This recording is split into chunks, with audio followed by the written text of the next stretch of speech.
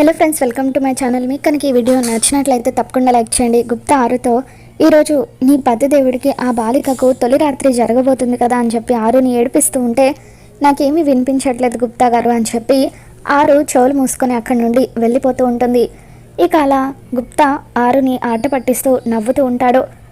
మరోవైపు అమర్ ఫోన్లో మాట్లాడుతూ ఉండగా అప్పుడే రాతోడు పూల బుట్టను తీసుకొని అమ్మయ్య సార్ ఇక్కడ ఉన్నారు సార్ చూడకముందే అర్జెంటుగా ఈ పూల బుట్ట తీసుకొని లోపలికి వెళ్ళాలని చెప్పి అలా బుట్ట తీసుకొని లోపలికి వెళ్తూ ఉంటే ఇక అప్పుడు అమర్ ఆగు రాతోడు, ఇంతకీ ఆ బుట్ట ఎక్కడికి తీసుకెళ్తున్నావు అని చెప్పి అడుగుతూ ఉంటాడు.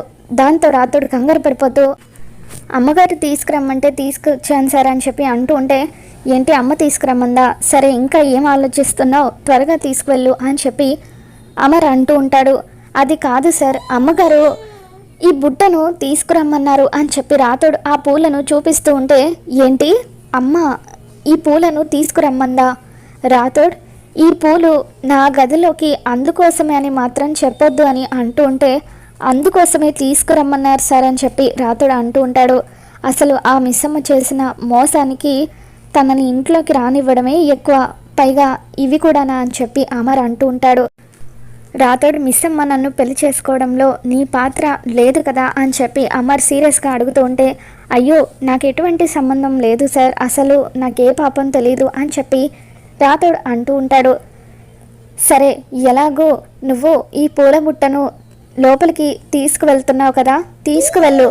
ఆ మిస్సమ్మకు నేను ఎలా బుద్ధి చెప్పాలో ఈరోజు అలాగే బుద్ధి చెబుతాను. తను చేసిన మోసానికి తన పాపన్నంతా కూడా ఈరోజు కడిగేస్తాను అని చెప్పి అమర్ అంటూ ఉంటాడు. పాపం మిస్సమ్మ మా సార్ గురించి పూర్తిగా తెలియక సింహం బోన్లోకి అందంగా అలంకరించుకొని వెళ్తుంది, ఏం జరుగుతుందో ఏంటో అని చెప్పి రాతోడు మనసులో అనుకుంటాడు. సార్ ఇంతకీ మీ బెడ్ మీద లవ్ సింబల్ ఒకటే వేయమంటారా, లేదంటే లవ్ సింబల్తో పాటు బాణం గుర్తు కూడా వేయమంటారా అని చెప్పి రాతోడు అడుగుతూ ఉంటే గన్నుతో షూట్ చేస్తాను జాగ్రత్త అని చెప్పి ఇక అమర్ అలా రాతోడిని భయపెట్టిస్తూ ఉండడంతో రాతోడు ఆ పూల బుట్టను తీసుకుని గదిలోకి వెళ్ళి గదంతా కూడా ఎంతో అందంగా అలంకరిస్తాడు.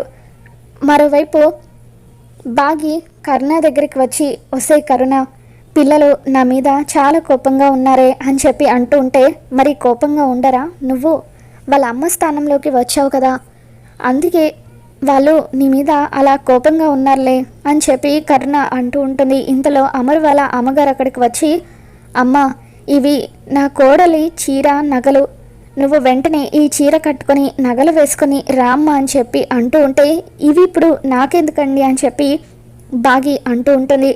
ఇక అప్పుడు కరుణ పోనీలేవే ఆ చీర కట్టుకొని రా, పిల్లలు నీ మీద కోపంగా ఉన్నారు కదా, ఈ చీర నగలు వేసుకొని వాళ్ళకు వాళ్ళ అమ్మలాగా కనిపిస్తే వాళ్ళకు నీ మీద ఉన్న కోపం కొంచెమైనా తగ్గుతుందేమో అని చెప్పి కరుణ అంటూ ఉంటే సరేనే అని చెప్పి బాగి ఆ చీర నగలు తీసుకొని లోపలికి వెళ్తుంది. ఇక ఇదంతా కూడా కిటికీ దగ్గర నిలబడి ఆరు చూస్తూ ఉంటుంది. ఆరు ఇదంతా కూడా చూస్తూ బాగి తన చీర నగలు వేసుకుంటున్నందుకు కోపంగా ఉంటుంది. వెంటనే గుప్తా దగ్గరికి వెళ్ళి గుప్తా గారు అసలు మా అత్తయ్య గారి పద్ధతి నాకేం నచ్చడం లేదు, నా నగలు చీరలు అసలు బాగీకి ఎలా ఇస్తారండి అని చెప్పి ఆరు అంటూ ఉంటే ఇక అప్పుడు గుప్తా అందులో తప్పేముంది, నువ్వు ఆ బాలికకు నీ తాళినిచ్చావు, నీ పతిదేవుణ్ణిచ్చావు, అటువంటిది చీర నగలు ఇస్తే తప్పేంటి అని చెప్పి గుప్తా ఆరుతో అంటూ ఉంటే ఇక ఆరు ఏం మాట్లాడలేక మౌనంగా ఉండిపోతుంది. గదిలో అమర్ వాళ్ళ అమ్మ నాన్న ఇద్దరు కూడా మాట్లాడుకుంటూ ఉంటారు. ఇప్పుడు కోడలి చీర నగలు నువ్వు మిస్సమ్మకి ఎందుకు ఇచ్చావే అని చెప్పి అమర్ వాళ్ళ నాన్నగారు వాళ్ళ అమ్మగారితో అంటూ ఉంటే ఇక అప్పుడు అమర్ వాళ్ళ అమ్మగారు మరేం లేదండి, మిస్సమ్మ మీద అమర్కి చాలా కోపం ఉంది, నా కోసం పిల్లల కోసం ఆలోచించి 2 మెట్లు దిగి మిస్సమ్మను ఇంట్లోకి రానిచ్చాడు, కానీ వాళ్ళిద్దరి మధ్య ద్వేషం అలాగే కంటిన్యూ అవ్వకుండా ఉండాలంటే అమర్కి బాగి మీద ఉన్న కోపం తొలగిపోవాలి, అప్పుడే మిస్సమ్మతో కలిసి వాడు కొత్త భవిష్యత్తుని మొదలు పెడతాడు. వాళ్ళిద్దరూ కలిసిపోవాలని ఇప్పుడు నేను మిస్సమ్మకు చీర నగలు ఇచ్చానండి, వాళ్ళిద్దరి భవిష్యత్తు నిండు నూరేళ్ళు సంతోషంగా ఉండాలి. నెమ్మది నెమ్మదిగా వాడు ఆరుని మర్చిపోయి బాగితో కలిసి సంతోషంగా ఉండాలి, అందుకే ఇదంతా చేశానని చెప్పి అమర్ వాళ్ళ అమ్మగారు అంటూ ఉంటారు. ఇక ఇదంతా వింటున్న మనోహరి, నేనేమో వాళ్ళిద్దరిని ఎలా విడగొట్టాలా అని ప్లాన్ చేస్తూ ఉంటే మీరేమో వాళ్ళను కలపడానికి ప్లాన్ చేస్తున్నారా, నేనుండగా ఎట్టి పరిస్థితుల్లోనూ వాళ్ళను ఒకటవ్వనివ్వను అని చెప్పి మనోహరి అమర్ బెడ్రూమ్లోకి వెళ్తూ ఉంటుంది. ఇక ఆ టైంలో అమర్ బెడ్రూమ్లో జరిగిన డెకరేషన్ అంతా కూడా చూస్తూ ఉంటాడు. బెడ్ మీద ఉన్న పూలని కోపంగా చూస్తూ అమర్ వాటిని నలిపి పడేయబోతూ ఉంటే అప్పుడే మనోహరి అక్కడికి వచ్చి, అమర్ నీతో నేను ఒక 2 నిమిషాలు మాట్లాడాలని చెప్పి అంటూ ఉంటుంది. ఏంటో చెప్పు మనోహరి అని చెప్పి అమర్ అంటాడు.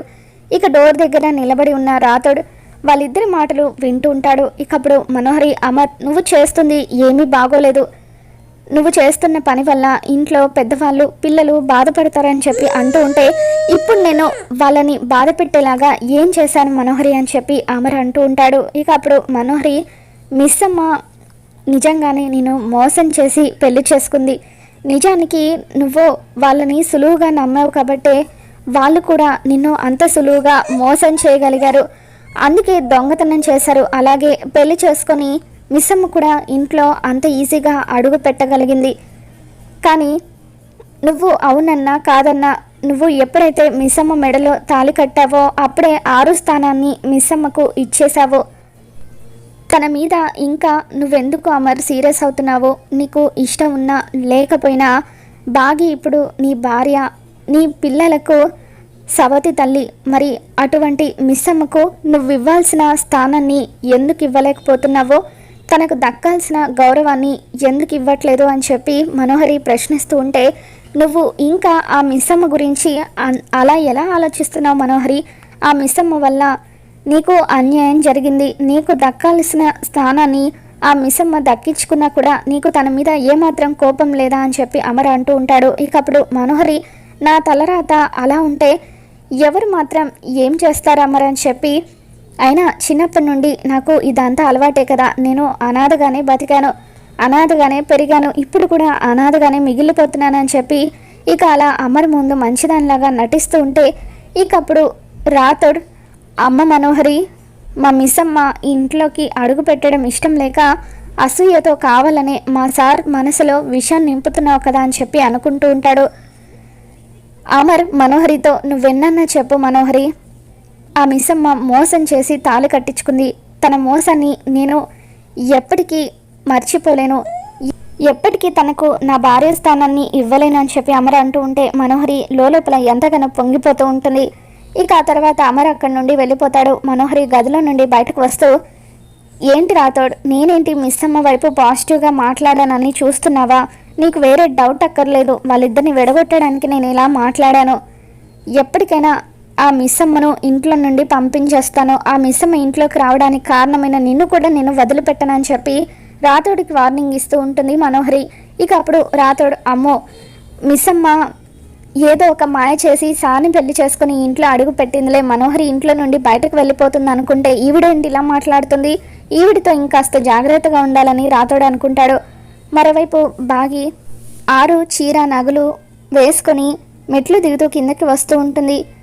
ఇక మనోహరితో, నీల వాళ్ళిద్దరికీ ఈరోజు తొలి రాత్రి జరుగుతూ ఉంటే మీరేంటి అమ్మగారు ఇలా కూల్గా ఉన్నారని చెప్పి అంటూ ఉంటే ఇక అప్పుడు మనోహరి, వాళ్ళ ఏర్పాట్లు చేసినంత మాత్రాన కార్యం పూర్తవుతుందా, అక్కడున్నది విశ్వామిత్రుడు అని చెప్పి అంటూ ఉంటే, కానీ విశ్వామిత్రుడు కూడా మేనకకు లొంగాడు కదమ్మా అని చెప్పి నీల అంటూ ఉంటే మనోహరి షాక్ అవుతూ వింటూ ఉంటుంది. ఇక ఇంతలో బాగి ఆరు చీర కట్టుకుని నగలు వేసుకుని కిందకి వస్తూ ఉంటే అచ్చం ఆరు వచ్చినట్టుగా వాళ్ళందరికీ కూడా అనిపిస్తూ ఉంటుంది.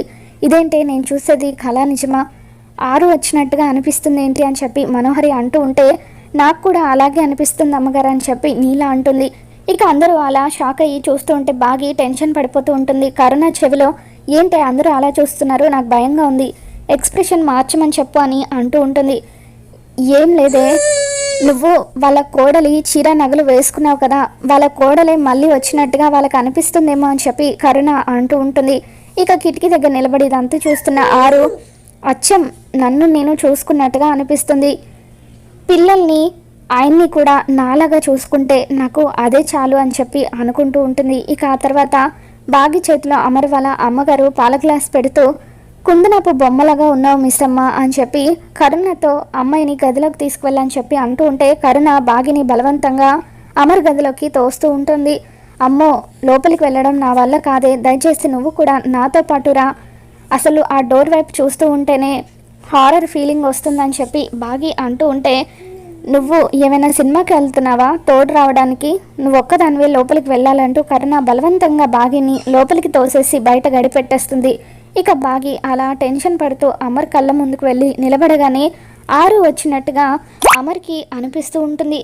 మరి ఈ వీడియో కనుక మీకు నచ్చినట్లయితే తప్పకుండా లైక్ చేయండి.